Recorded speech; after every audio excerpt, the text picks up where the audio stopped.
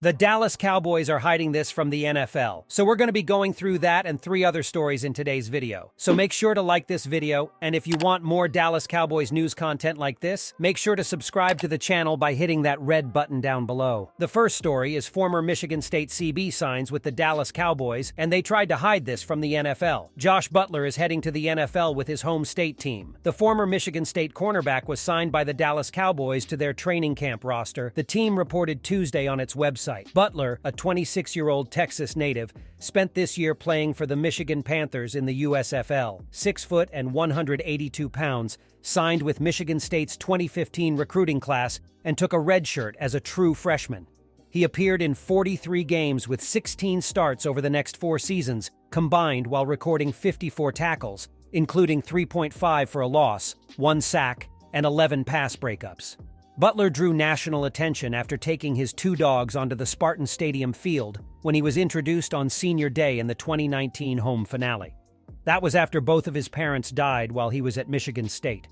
After graduating from Michigan State with bachelor's and master's degrees, Butler went undrafted. He began acting and kept his professional football aspirations alive before signing with the Michigan Panthers in March. Butler had 29 tackles this year for the Panthers, who finished the season in June with a 4-6 record. Butler became the second former Spartan to sign with an NFL team on Tuesday. Defensive lineman William Golston inked a 1-year extension to return to the Tampa Bay Buccaneers for an 11th season. On top of this, Trevon Diggs agreed to a 5-year, $97 million extension.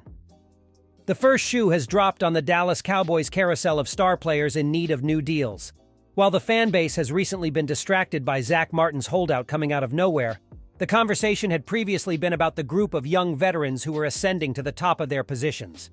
Between the 2020 and 2021 draft classes, the Cowboys have a trifecta of young stars who rank among the league's best.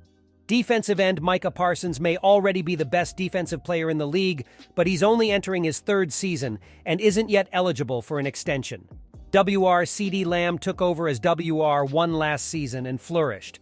But as a first-round pick in 2020, Dallas has him locked up for this season and next, thanks to the 5th-year extension.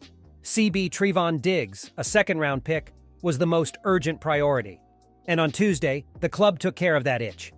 Diggs has agreed to a 5-year extension worth $97 million. The $19.4 million average in new money slots him as a top 5 corner in salary, tied for the final slot with the Saints' Marshon Lattimore, who signed his deal in September 2021.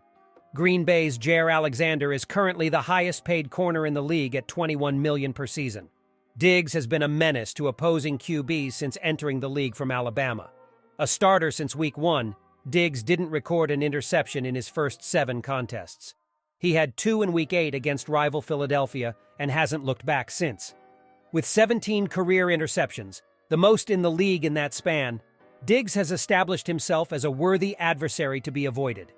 Diggs was scheduled to make $4.3 million this season in base salary, bringing the total of his deal to just over $101 million across 5 years. The second story is that Dallas Cowboys Overshown sees opportunity to start in rookie season. Destiny has finally met reality for 3rd-round pick DeMarvion Overshown, whose lifelong dream of playing for the Dallas Cowboys has arrived with his first training camp kicking off on Tuesday. Most of his football career to this point has been surreal for the East Texas native.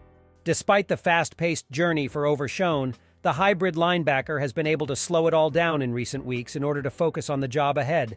"It's like being a freshman all over again," Overshown said. Going into his first training camp in the NFL, an objective to stand out and separate himself amongst his peers is sitting at the front of his mind. "Just show that I belong," he said. "Just go out there and prove what they saw in me when they drafted me and more. I'm going into training camp with that mindset."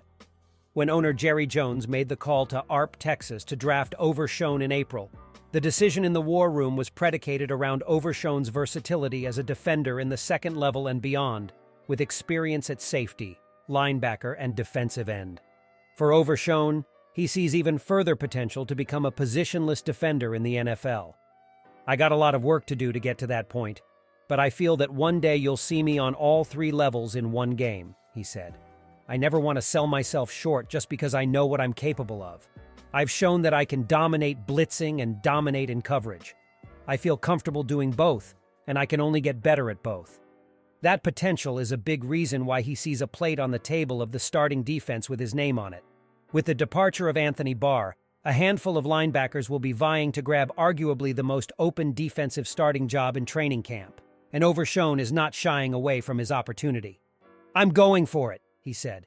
"Anybody would be lying if they said they wasn't. Our linebacker room is close, but at the end of the day, we all know what we got to do to make the team better, and that's competing with each other.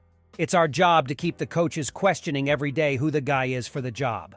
However, first thing will be first for Overshown, and it's his goal of starting on all special team sets and making as early of an impact as he can. "I want to start on all special teams, number one," he said. "As far as goals, I want to make an all-rookie team, getting those meaningful snaps on defense and helping us out." Overshown holds himself to a high and unique standard, and that hasn't changed as he's transitioned into the NFL. But at the end of the day, the true and ultimate desire is to get back to the basics once he steps between the lines on Tuesday and get back to just playing football. "I'm a football player. I really just can't wait to put on that helmet." The third story is Jerry Jones. Cowboys are still in their win-now mode, only with another new plan. Just down the road from the beach, on the last summer morning before limitless possibilities again start giving way to irrevocable results, the billionaire in the shade looked out at the sports writers in the sun. "We all had a chance to go sell insurance," Jerry Jones said Tuesday. "Or we all had a chance to go build houses. Or we all had a chance to do some other things. We've really chosen, and that's our brotherhood, to spend our life in the excitement and the conversation and the rubbing elbows." This is how the Dallas Cowboys open their training camp in Oxnard, Calif every year, with the owner reminding everyone that there are worse places to be. Instead of peddling insurance, Jones sells the excitement and the conversation and the rubbing elbows, and few in the history of the NFL have been better at it. It's been almost 28 years since the last time the Cowboys won a Super Bowl, and it's been just as long since they've even played for a conference championship. That means there's a temptation to greet the start of a new season with talk of a sense of urgency, or taking the next step, or going all in. But the truth is, to most fans, those thematic titles are as worn out as the VHS copy of Super Bowl XXX. And to Jones's credit, when a reporter asked him Tuesday if he feels like he's running out of time, he didn't bite. "There was urgency in 1989, Jones said. "I never thought there was time to slough off. Yes, the Cowboys are in win-now mode, but they always have been. It's just that for a quarter century or so, they haven't been very good at it. They have a chance to be really good in 2023, especially in an NFC that, for the first time since their mid-1990s glory days, doesn't feature Tom Brady, Aaron Rodgers, Drew Brees, or Brett Favre. The Eagles were no fluke last season, but there's no unbeatable powerhouse standing between Dallas and the Super Bowl.